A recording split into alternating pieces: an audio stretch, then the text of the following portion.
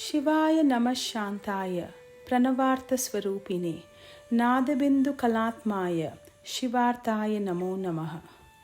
From time immemorial, the sages of India, Bharat, have sought the highest truth, not wealth, not power, not fleeting pleasures, but the eternal essence that never fades.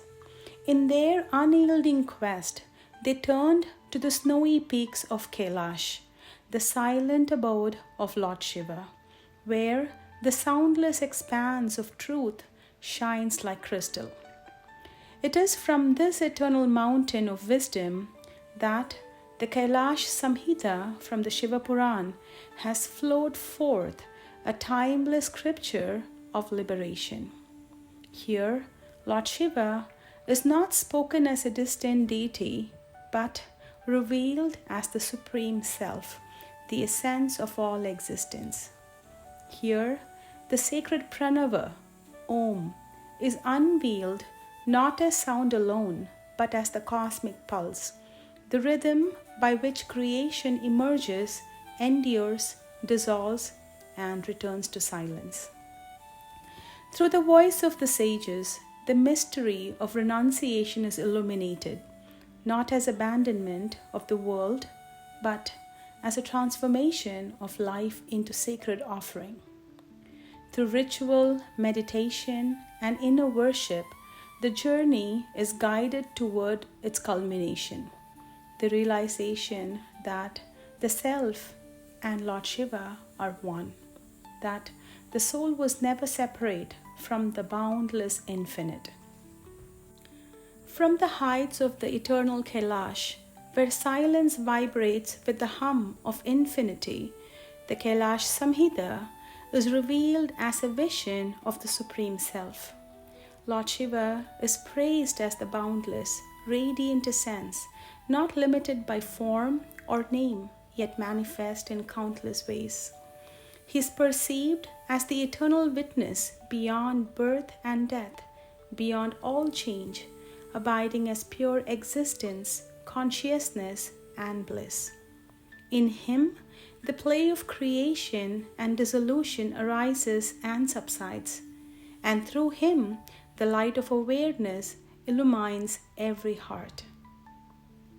As the five-faced Lord, he is spoken of as Sadyojata, Vamadeva, Aghora, Tatpurusha, and Ishana, that is creation, preservation, dissolution, concealment, and grace, flowing as facets of a single indivisible truth. In these eternal powers of action, knowledge, fullness, eternity, and pervasiveness, the entire cosmos is encompassed, and to know him is declared to be the knowledge of one's own self. The mystery of the Praṇava, which is Om, is then unfolded. Om is described not as a mere sound, but as the very heartbeat of creation itself. Om iti etat aksharamidam sarvam, tasyopavyakyanam, bhutam bhavat, bhavishyat iti sarvam, omkara eva. From Om, the universe is said to arise. By Om, it is sustained, and into Om, it dissolves. Om is proclaimed as the bow, the Self as the arrow, Lord Shiva as the hidden target, pure, infinite, all-pervading. By meditation upon Om, the truth dawns that all forms, movements, and silences are nothing but Lord Shiva's eternal presence. Om is spelled as A-U-M, where the syllable A is spoken of as the waking state, the outward world of forms and names.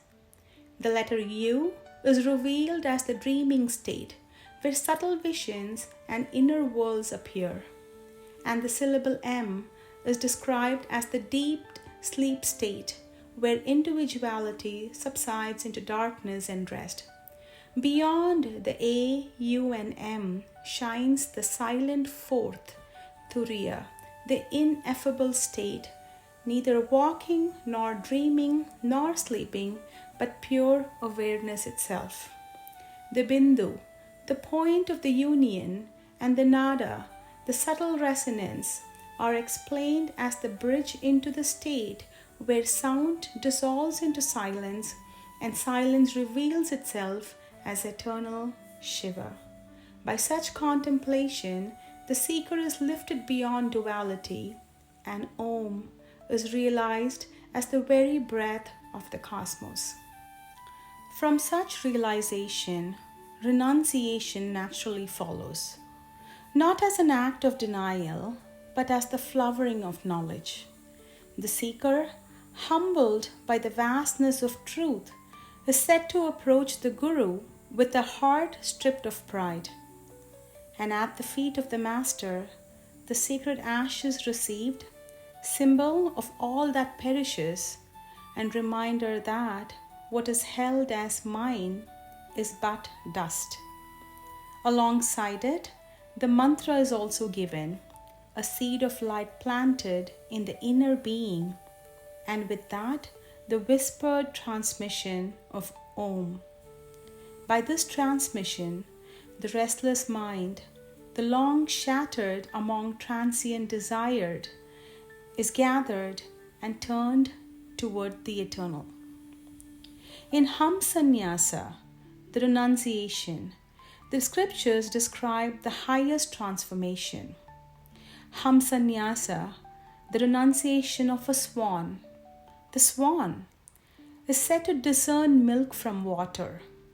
Here symbolizes the soul's power to distinguish the real from the unreal. The renunciation is not a withdrawal into negation, but a consecration of every breath, every step, every act into the rhythm of Lord Śiva. The seeker does not abandon life, but transfigures it, walking yet beyond walking, speaking yet anchored in silence, acting yet untouched by action. In this state, the whole of existence becomes worship, and the swan takes flight into the sky of the self, never again bound by the waters of delusion. Outward ritual of fire, yantra, and sacred syllables are also taught as mirrors of the inward path, which culminates in inner worship alone, where the temple is the mind, Om the flame, and Lord Śiva the indwelling deity. At the culmination, the highest truth shines forth like the sun dispersing night. What was once sought as distant is revealed as the very core of one's being. The self and Shiva are declared to be one. There is no division, no other, no second reality. The microcosm of the seeker's own being is unveiled as a perfect reflection of the macrocosm, each pulse and breath resonating with the rhythm of the cosmos. The body, the senses, the mind, all that was once taken as I or mine, are now understood to be but fleeting ripples upon the infinite ocean of consciousness, shimmering and dissolving without ever disturbing its depth. In that silence, a whisper arises, Hamsa so hum, I'm that. It is not merely a sound, but a thunderbolt of truth-piercing illusion. This whisper is said to dissolve the long dream of separateness, to melt away the veil of ignorance that clings beyond or through birth after birth.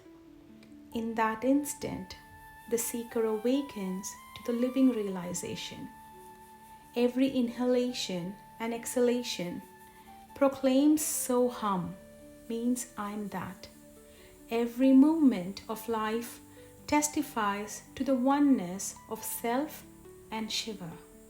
There is no longer renouncer or renounced, seeker or sought, only the boundless expanse of awareness, radiant, unbroken, eternal. Even at the hour of death, the liberated one is described as rising in radiance to the abode of Sadashiva, freed from return, while those still in the body are urged to recognize here and now that the soul was never separate from the Supreme. Thus, the wisdom of the Kailāsa Saṃhitā proclaims and reveals Lord Shiva as the boundless self, Om as the eternal essence, and renunciation as the path that ripens into realization. The journey that began upon the snowy silence of Mount Kailash and flowed through the hearts of sages ends not in words, but in the stillness beyond them. It is declared that all forms arise in Lord Shiva, all sounds resound as Om, and all beings are embraced in His infinite grace. To know this is to awaken. To live this is to be free. Mangalam Bhagavan Shambhu, Mangalam Parameshwara, Mangalam Shiva Chandresho, Mangalaya Tanotume. May Jagat Pita Mahadev bless us all. Keep seeking, keep chanting, keep surrendering. Om Namah Shivaya.